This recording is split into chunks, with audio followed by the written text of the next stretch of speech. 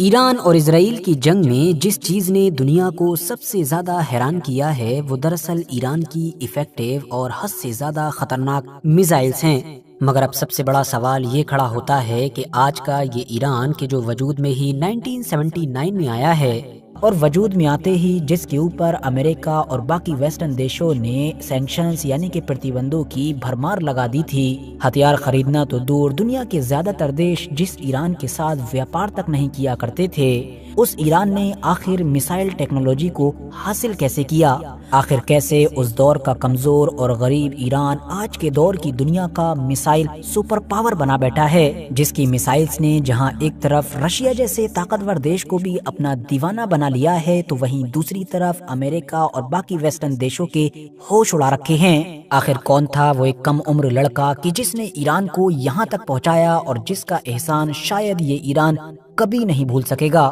تو چلیے ایران کے میسائل سپر پاور بننے کی اس کہانی کو بالکل شروع سے شروع کرتے ہیں۔ آر-ایچ نیٹ ورک کے نالجبل فرینڈز، ابھی ایران کے اندر ریولوشن کو 1 سال بھی نہیں ہوا تھا کہ امریکہ کی طرف سے ایران کے اوپر سینکشنز لگانے کی شروعات کر دی گئی تھی۔ ایران کی اس کرانتی نے امریکہ، اسرائیل اور باقی یورپین دیشوں کو تو پریشان کیا ہی تھا، مگر اس سے بھی زیادہ پریشان تھے عرب کے وہ آس پاس کے دیش کے جن کو یہ خطرہ ستا رہا تھا کہ کہیں ایران کی آئیڈیالوجی ہمارے یہاں پر بھی نہ آ جائے اور بالکل ایران کی طرح ہمارے یہاں پر بھی کوئی کرانتی نہ ہو جائے۔ دوسری طرف ایران کو بھی یہ سمجھ آنے لگا تھا کہ اگر اس کو لمبے وقت تک سروائیو کرنا ہے، دشمنوں سے بچ کر رہنا ہے، تو ہو نہ ہو اس کو اپنی اس آئیڈیالوجی کو سیمائیں پار کر کے آس پاس کے دیشوں میں بھی پہنچانا ہوگا۔ بس اسی کشمکش میں اگلے ہی سال ایران کے پڑوسی دیش عراق کے مشہور لیڈر صدام حسین نے ایران پر حملہ کر دیا۔ اس حملے میں صدام حسین کو امریکہ یا پھر باقی یورپین دیشوں کی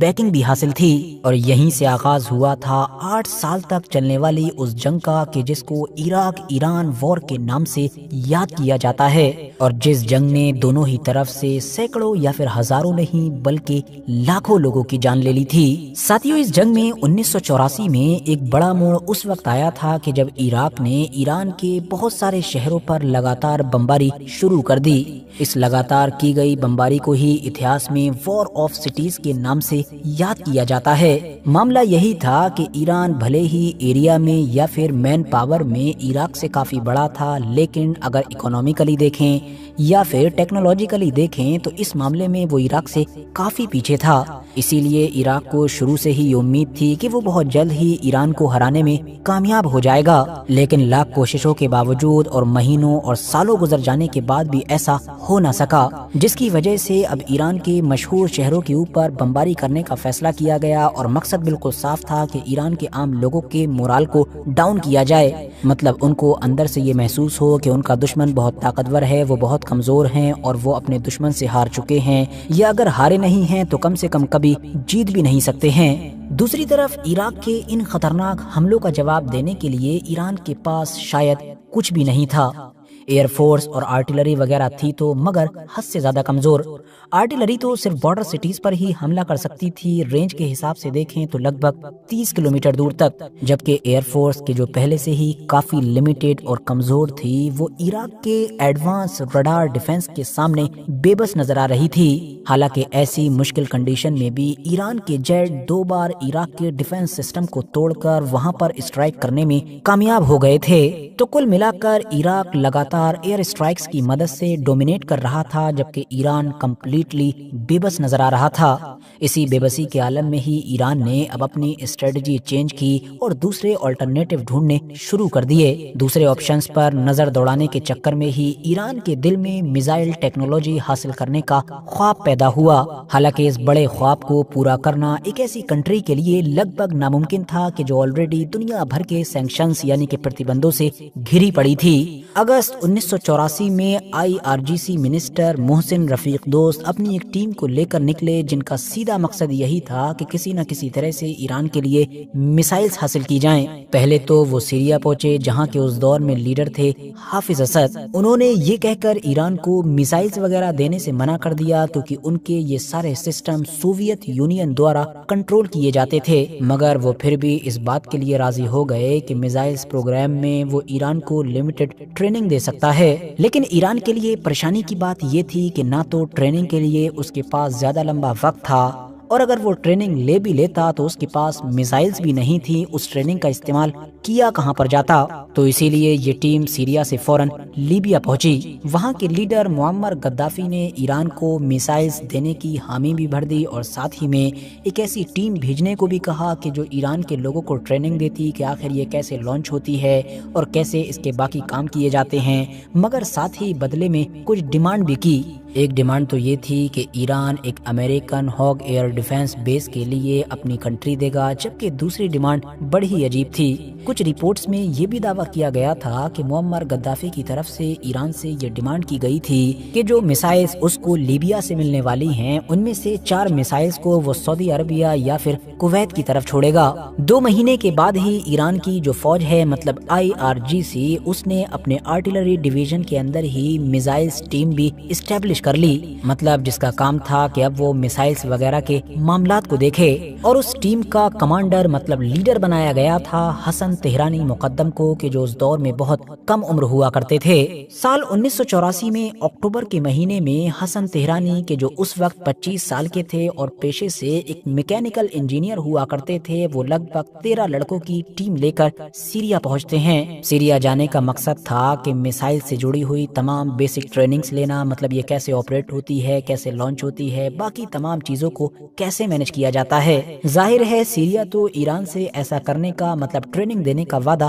कर ही चुका था। ये हसन तेहरानी और उनके तमाम बाकी लड़कों के लिए बहुत खास मौका था, क्योंकि ये लोग इतनी करीब से मिसाइल्स को पहली बार देख रहे थे। शुरुआत में तो माना जाता है कि सीरिया के इंजीनियर्स ने इन लोगों का मजाक भी बनाया था और फिर ये प्रेडिक्ट भी किया था कि इन लोगों की ट्रेनिंग के लिए कम से कम 3 साल चाहिए। लेकिन हसन तेहरानी और इनकी पूरी टीम में मिसाइल्स को लेकर जिस तरीके का पागलपन था, इन्होंने सीरियंस को हैरान करते हुए वो 3 साल की ट्रेनिंग सिर्फ और सिर्फ 3 महीने में ही कंप्लीट कर ली थी। और दूसरी तरफ वादे के मुताबिक 2 महीने के बाद ईरान भी लीबिया से अपनी फर्स्ट शिपमेंट रिसीव कर चुका था, मतलब उसको लीबिया 8 मिसाइल्स दे चुका था, जिन मिसाइल्स के साथ में लीबिया की तरफ से एक्सपर्ट्स की एक टीम भी भेजी गई थी। मगर तभी अचानक से न जाने क्या हुआ कि लीबिया से आने वाली वो एक्सपर्ट्स की टीम, की जिसकी जिम्मेदारी थी कि वो ईरान के लोगों को बताएगी कि इसको कैसे मैनेज करना है, कैसे लॉन्च करना है, उसने ईरान छोड़ने का फैसला कर लिया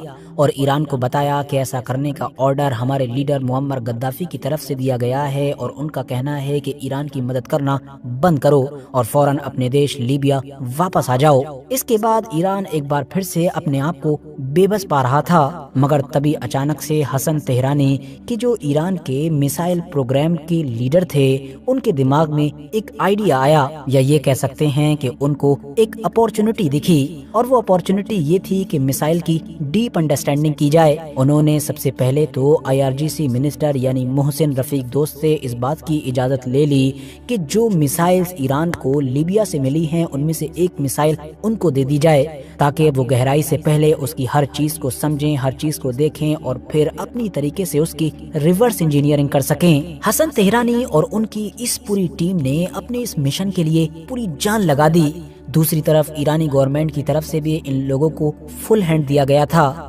मार्च 1985 में आखिर ईरान के लिए वो ऐतिहासिक लम्हा आ ही गया कि जब ईरान की ये टीम अपनी फर्स्ट मिसाइल लॉन्च करने के लिए तैयार खड़ी थी। ईरान ने अपनी इस पहली स्कर्बी मिसाइल के जरिए से इराक की उस ऑयल इंस्टॉलेशन पर हमला किया कि जो उसके किरकुक के इलाके के पास में मौजूद थी। इस मिसाइल लॉन्च को पूरे ईरान ने खूब सेलिब्रेट किया और जाहिर है इस चीज ने अब ईरान के लोगों को अंदर से जोश से भर डाला था। दोस्तों 1988 में जब इराक और ईरान की वॉर खत्म हुई तो ईरान के पास बाहरी ताकतों से मिली हुई कुछ मिसाइल्स मौजूद थीं, लेकिन हसन तेहरानी को ये पता था कि फ्यूचर में ईरान के ऊपर आने वाले किसी भी खतरे से निपटने के लिए ये सब कुछ काफी नहीं है। इसीलिए उन्होंने अब ईरान के लॉन्ग रेंज मिसाइल प्रोग्राम को शुरू किया, जिसके तहत उनका मेन मोटिव यही था कि ईरान ऐसी लॉन्ग रेंज की अलग अलग तरह की मिसाइल्स बनाए कि जो फ्यूचर में ईरान के ऊपर किसी भी तरफ طرف سے آنے والے کسی بھی طرح کے خطرے کو اچھی طرح سے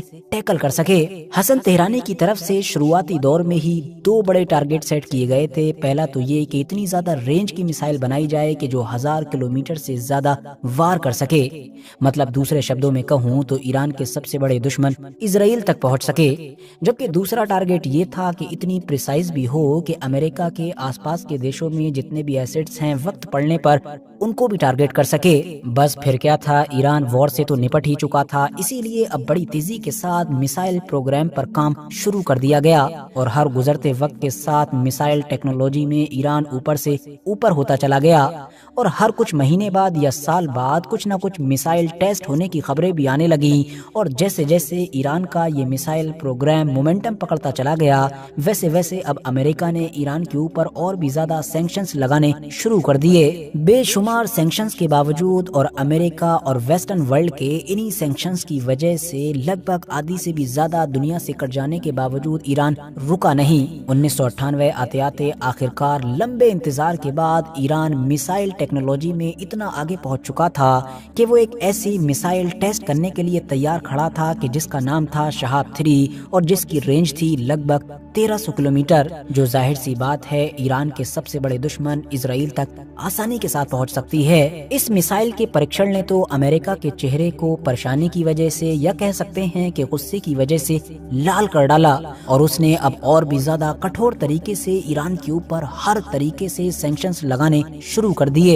پھر اس کے بعد 2008 میں ایران نے اپنی میڈیم رینج بیلسٹک میسائل سجیل کا پریکشن کیا کہ جس کی آپریشنل رینج لگ بھگ 2000 کلومیٹر سے بھی زیادہ بتائی جاتی ہے۔ حد سے زیادہ رینج کا گول اچیو کر لینے کے بعد اب حسن تہرانی کے سامنے بڑا چیلنج تھا CEP کو ریڈیوس کرنا۔ سمپل بھاشا میں کہوں تو میسائل کی ایکوریسی کو بڑھانا۔ مانا جاتا ہے کہ ایران کے سپریم لیڈر علی خامنئی کی طرف سے پرسنلی حسن تہرانی کو اس بات کے آرڈر دیے گئے تھے۔ ان کا کہنا تھا کہ ہماری میسائلز کی ایکوریسی کو اتنا زیادہ بڑھایا جائے تاکہ جب بھی فیوچر میں ان میسائل سے کہیں پر بھی حملہ کیا جائے تو عام لوگوں کی جان کم سے کم جائے۔ فی الحال آج کا اسٹیٹس تو یہ ہے کہ ایران کے پاس الگ الگ رینج کی بے شمار میسائلز پائی جاتی ہیں، اتنی کہ شاید ان کو یہاں پر ایکسپلین کرنے پر ویڈیو کچھ زیادہ ہی لمبی ہو جائے گی۔ ایون اب تو ایران اس ہائپرسونک میسائل کو بھی حاصل کر چکا ہے کہ جو پوری دنیا کے اندر صرف 3 سے 4 دیشوں کے پاس ہی ہے، اور حیرانی کی بات تو یہ ہے کہ کچھ رپورٹس یہ بھی دعویٰ کرتی ہیں کہ ہائپرسونک میسائل کے معاملے میں ایران شاید